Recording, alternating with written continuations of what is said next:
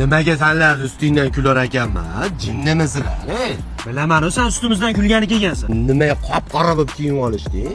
Motam qilishyapsan. Kuladi bu, ustimizdan kuladi. Nimaga kular ekanman? Kechagi o'yin kecha o'sha yerda qoldi, bo'ldi endi.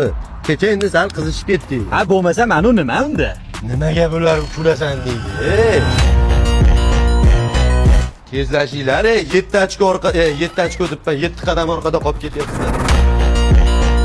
Ko'ryapsanmi qanaqangi go'zal proyekt? 10 gektarga qurilyapti. Kim qurayotganini bilasanmi mana shu obyektni? Yo'q.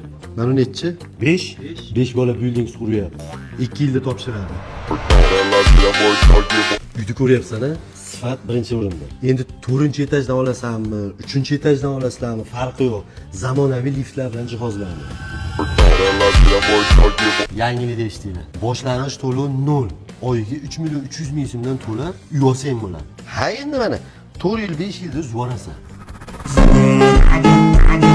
Mana shu uylarda 100% to'lovda birorta kvartira xarid qilsang, yana bitta tekinga qo'shib berilyapti. Yo'q-e? Xohla 3-etajdan ol, xohla 2-etajdan ol. Umuman farqi yo'q.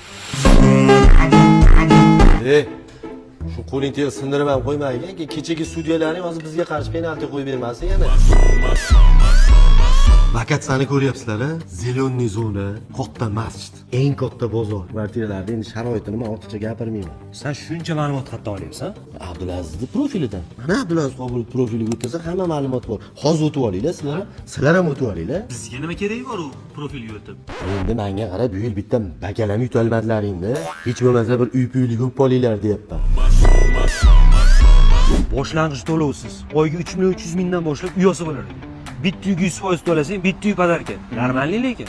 5 bola buildings ham eplolmay qoldi ona. Abdulaziz profilga o'tamizmi deyman-a, cho'ti? Hot barsa kelyapti. Hot barsa kelyapti.